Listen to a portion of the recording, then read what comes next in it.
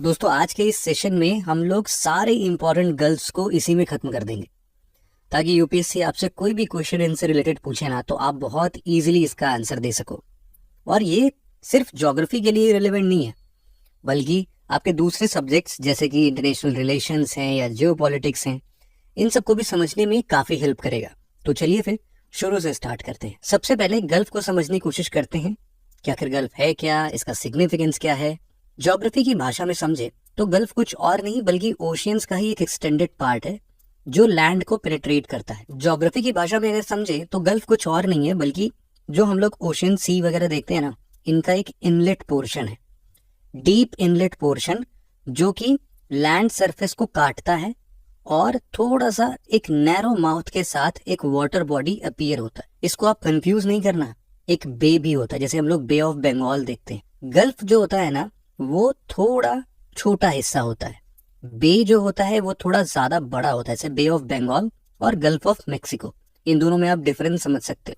Similarly आपको ये समझ में आ गया कि बे और गल्फ यूजुअली एक ही जैसे हैं, लेकिन बस कोई छोटा है कोई बड़ा है, किसी का माउथ नैरो है किसी का वाइड है। साथ ही अगर हम लोग स्ट्रेट्स की बात करें तो स्ट्रेट्स क्या होते हैं, सिमिलर जैसा टर्म है, ये दो बड़े वाटर बॉडी के बीच का एक वाटर पैसेज है, एक नेविगेबल चैनल है जो कि दो बड़े लार्ज वाटर बॉडीज को कनेक्ट करता है। एग्जाम्पल के तौर पे आप स्ट्रेट ऑफ गिब्राल्टर या पार्क स्ट्रेट या मलक्का स्ट्रेट बोल सकते हो। इनको समझना बहुत ही आसान है। इसके बाद एक और टर्म है जिससे कि आप कंफ्यूज हो सकते हो, वो है बाइट्स। बाइट क्या होते हैं? बाइट समझ लो कि एक लैंड फीचर पर एक ज्योग्राफिकल सिंपल सा फीचर है जो कि बेंड या कर्व से डिनोट होता है। ये छोटा सा बेंड या कर्व अंदर अपने वाटर को अंदर भर लेता है, तो इसीलिए हम लोग इसको बाइट बोलते हैं। तो आप लोग ग्रेट ऑस्ट्रेलियन बाइट ऐसी चीजों को जब पढ़ते हैं तो ये हमारा बाइट है। यूजुअली देखा जाए तो ये सब के सब वाटर बॉडी ही हैं, लेकिन इनका साइज, इनका शैलोनेस, इनका डेप्थ, इनका नैरो माउथ का होना, ये सारी चीजें वेरी करती हैं जिसके वजह से इनको अलग अलग नाम दिए गए हैं। तो ये तो हमने डिस्कस कर लिया इनके कुछ बेसिक डिफरेंस के बारे में। स्पेसिफिकली अगर सिर्फ और सिर्फ गल्फ की बात करें तो गल्फ के लिए आप बहुत सारे एग्जांपल्स जैसे gulf of Mexico, Persian gulf, gulf of Oman, ऐसे कई सारे गल्फ को देखोगे आज के इस वीडियो में। पूरे वर्ल्ड भर में गल्फ्स के बीच उनके साइज, शेप और डेप्थ में वेरिएशन पाया जाता है। गल्फ के डायरेक्ट ज्योग्राफिकल एडवांटेज की बात करें तो गल्फ्स हार्बर के लिए एक एक्सीलेंट चॉइस होते हैं और इसीलिए आप देखेंगे कि वर्ल्ड के मेजर ट्रेडिंग सेंटर्स इन्हीं गल्फ्स के नजदीक सेट किए गए हैं। इस वीडियो में हम सारे इंपॉर्टेंट गल्फ्स को रीजन वाइज कवर करते हैं। सबसे पहले शुरू करते हैं नॉर्थ अमेरिका से। Gulf of America. North America का सबसे वेल नोन गल्फ है गल्फ ऑफ मेक्सिको।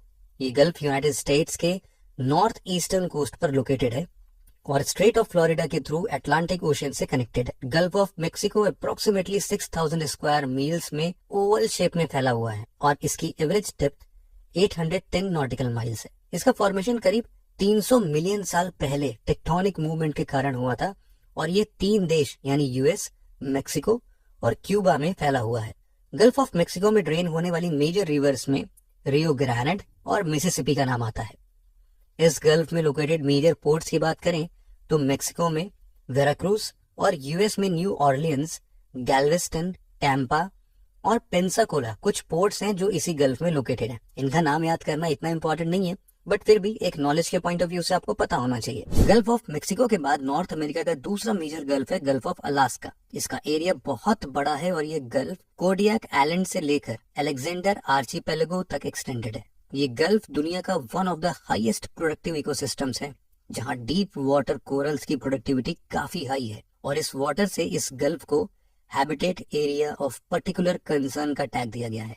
ये एक ऐसा गल्फ भी है जहां 2 ओशियंस मिलते हैं, लेकिन यहाँ दोनों ओशियंस का वाटर मिक्स नहीं होता, दोनों अलग अलग कलर्स में बहुत इजीली विजिबल भी हैं, आप यहाँ पर देख सकते हैं। नॉर्थ अमेरिका के ही वेस्टर्न साइड में लोकेटेड है गल्फ ऑफ कैलिफोर्निया। ये गल्फ पैसिफिक ओशन का एक मार्जिनल वाटर बॉडी है जिसे सी ऑफ कॉर्टिस या फिर वर्मेलियन सी भी कहा जाता है। इस गल्फ की सबसे खास बात यह है कि इसकी लंबी कोस्ट लाइन है। गल्फ ऑफ कैलिफोर्निया का कोस्टल लेंथ 4000 किलोमीटर से भी ज्यादा है। यहाँ ड्रेन होने वाली रिवर्स में फिएटा, सिनालोआ, मायो और सोनारा कुछ मेजर रिवर्स हैं। काफी डाइवर्स और प्रोडक्टिव होने की वजह से इसे यूनेस्को वर्ल्ड हेरिटेज साइट का स्टेटस भी दिया गया है। नॉर्थ अमेरिका के बाद अब आगे बढ़ते हैं सेंट्रल अमेरिका की ओर, जहां कैरिबियन सी लोकेटेड है। कैरेबियन सी अपने गल्फ्स के लिए जाना जाता है। इसमें सबसे मेजर गल्फ है गल्फ ऑफ होंडुरास। इस गल्फ की फिजियोग्राफी काफी डाइवर्स है, जहां open waters, ocean currents, barrier beaches, salt marshes, sea grasses beds, barrier reefs, lagoons और ऐसे कई सारे दूसरे ज्योग्राफिकल फीचर्स पाए जाते हैं। और ये भी हाईली प्रोटेक्टिव मैरीन इकोसिस्टम्स में से एक है। सेंट्रल अमेरिका में लोकेटेड एक दूसरा इंपॉर्टेंट गल्फ है गल्फ ऑफ पनामा। ये गल्फ अप्रोक्सीमेटली 2500 स्क्वायर किलोमीटर्स में फैला हुआ है। इसके वाइडेस्ट पॉइंट की विड्थ 250 किलोमीटर्स है। Gulf of Panama Caribbean sea से पनामा कैनाल के थ्रू कनेक्टेड है। ये गल्फ दूसरे बहुत से छोटी छोटी गल्फ जैसे कि सैन मिगुएल और परीटा गल्फ, ऐसी कई सारे दूसरे गल्फ से घिरा हुआ है। इस गल्फ में लोकेटेड मेजर पोर्ट्स की बात करें तो यहाँ कुछ मेजर पोर्ट्स जैसे कि पनामा सिटी, लापामा और चित्रे पोर्ट्स लोकेटेड है। मैनग्रोव्स इस गल्फ की सबसे मेजर वेजिटेशन है, जहाँ बहुत डाइवर्स बर्ड स्पीसीज पाए जाते हैं। लेकिन पनामा कनाल के बनने से ये bird species extinction threats face कर रहे हैं अभी। नॉर्थ एंड सेंट्रल अमेरिका का आखिरी इंपॉर्टेंट गल्फ है गल्फ ऑफ सेंट लॉरेंस। ये एक ऐसा गल्फ है जो ओशियन के बजाय इसमें ड्रेन हो रहे रिवर्स की वजह से ज्यादा जाना जाता है। इस गल्फ में मिरामची, रोमाइन, मार्गरी, हम्बर, सेंट लॉरेंस और नताशकुआन जैसे कई सारे 40,000 क्यूबिक मीटर से भी ज्यादा वाटर ड्रेन करते हुए रिवर्स पाए जाते हैं। ये गल्फ कई सारे छोटे छोटे बेस और स्ट्रेट्स जैसे कि Chaleur Bay, Fortune Bay, Saint George Bay, Bay of Islands, Northumberland Strait etcetera से घिरा हुआ। सेंट्रल अमेरिका के बाद अब रुक करते हैं यूरोप की ओर। अगर आप यूरोप के मैप को देखें तो आप पाएंगे कि यहाँ की कोस्ट लाइन्स रेगुलर न होकर काफी कर्व्ड है और इसी वजह से इस कॉन्टिनेंट में गल्फ्स की संख्या सबसे ज्यादा है। शुरू करते हैं गल्फ ऑफ बोथनिया से। ये गल्फ बाल्टिक सी के नॉर्थर्न मोस्ट पार्ट में है, जो स्वीडन की ईस्टर्न कोस्ट और फिनलैंड के वेस्टर्न कोस्ट के बीच लोकेटेड है। पोलर एरिया से नजदीक होने की वजह से ये गल्फ साल में 5 महीने तो फ्रोजन फॉर्म में ही रहता है। गल्फ ऑफ बोथनिया की ठीक राइट साइड में लोकेटेड है गल्फ ऑफ फिनलैंड। ये गल्फ भी बाल्टिक सी का ही एक ईस्टर्न मोस्ट एक्सटेंशन है।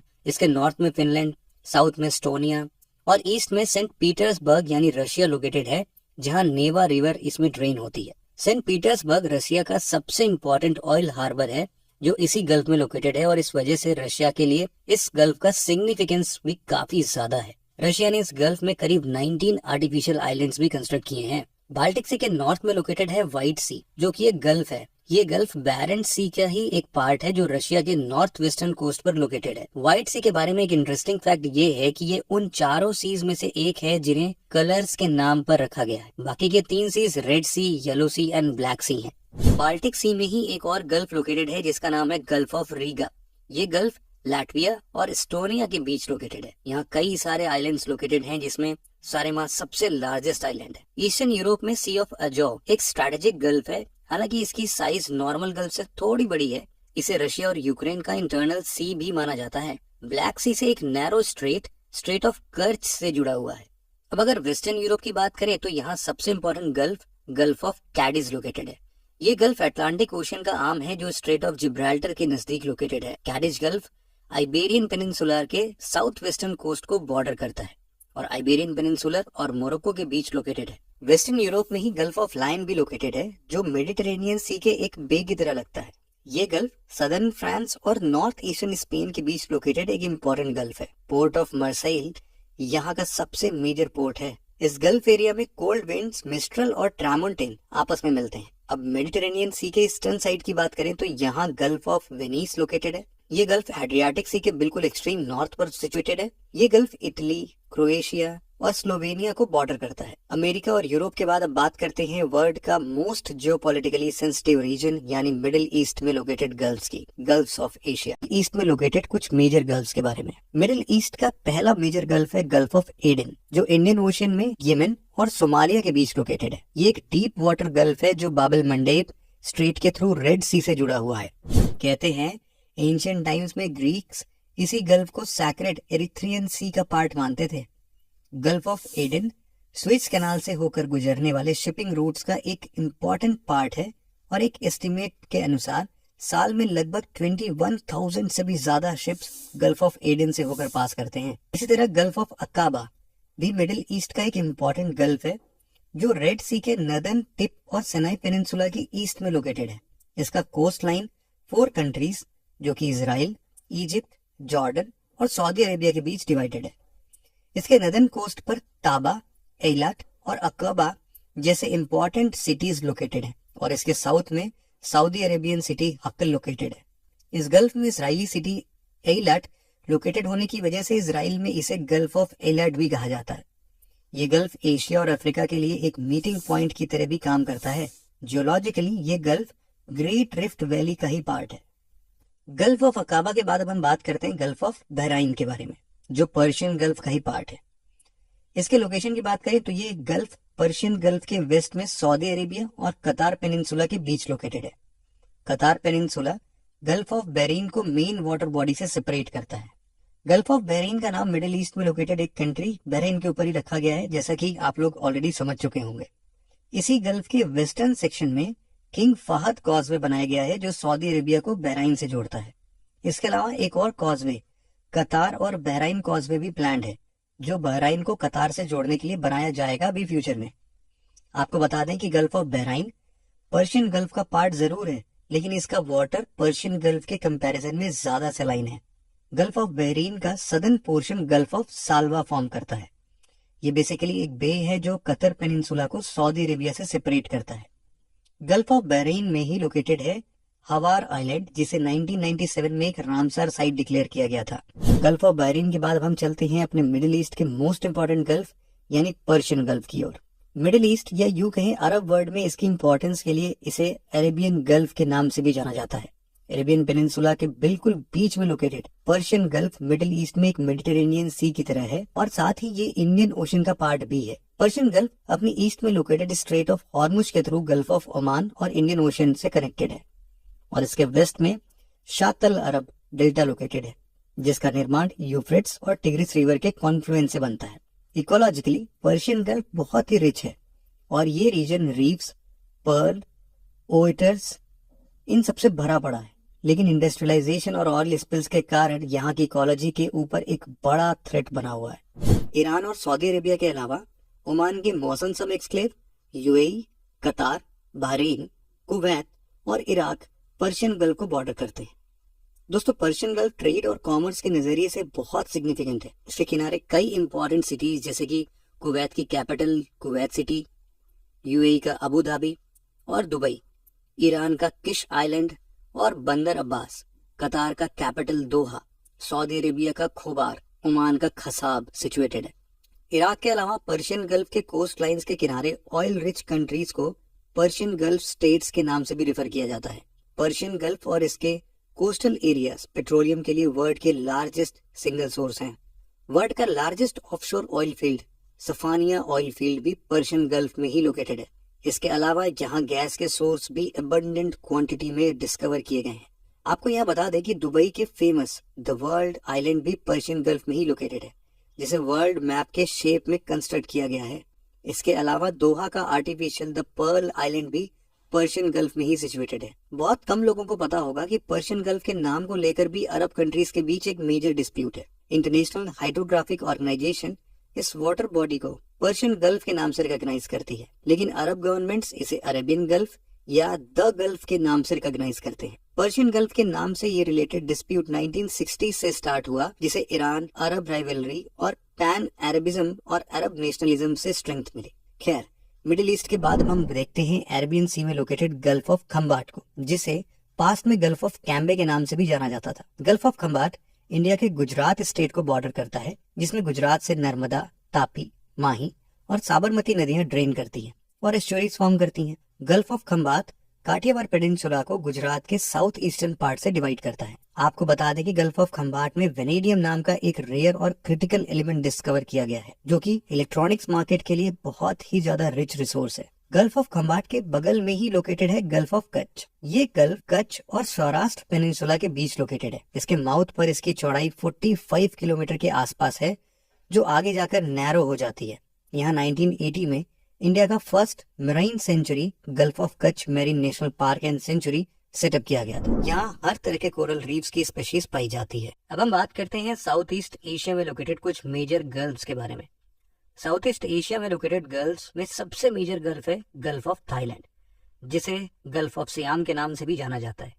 ये गल्फ साउथ चाइना सी और इंडो चाइना पेनिनसुला से घिरा हुआ है। कंबोडिया, थाईलैंड, मलेशिया और वियतनाम इसके साथ अपना बाउंड्री शेयर करते हैं। ये एक शैलो गल्फ है और इसकी एवरेज डेप्थ मात्र 58 मीटर्स ही है। गल्फ ऑफ थाईलैंड के बाद हम बात करते हैं गल्फ ऑफ टोंकिन के बारे में, जो साउथ ईस्ट एशिया का दूसरा मेजर गल्फ है। ये गल्फ नदर्न वियतनाम के पास लोकेटेड है और ये गल्फ पैसिफिक ओशियन का ही एक शैलो एक्सटेंशन है। इस गल्फ के बारे में आपको एक खास बात बता दूं कि ये वो प्लेस है जहां से 1964 में हिस्टोरिकल वियतनाम वार की शुरुआत हुई थी। दरअसल 4 अगस्त 1964 को यूएस ने एलिगेशन लगाया था कि नॉर्थ वियतनाम ने यूएस वॉरशिप्स पर इसी गल्फ में अटैक किया था, जिसके बाद रिटेलिएशन में नॉर्थ वियतनाम और यूएस के फुल फ्लेजेड वॉर में इन्वॉल्व हो गए। इस इंसिडेंट को गल्फ ऑफ टोंकिन इंसिडेंट के नाम से भी जाना गया। तो दोस्तों, ये था एक ब्रीफ ओवरव्यू वर्ल्ड के मेजर गल्फ्स के बारे में। जल्दी मिलते हैं आपसे ऐसी और इन्फॉर्मेटिव वीडियो के साथ। तब तक के लिए जय हिंद।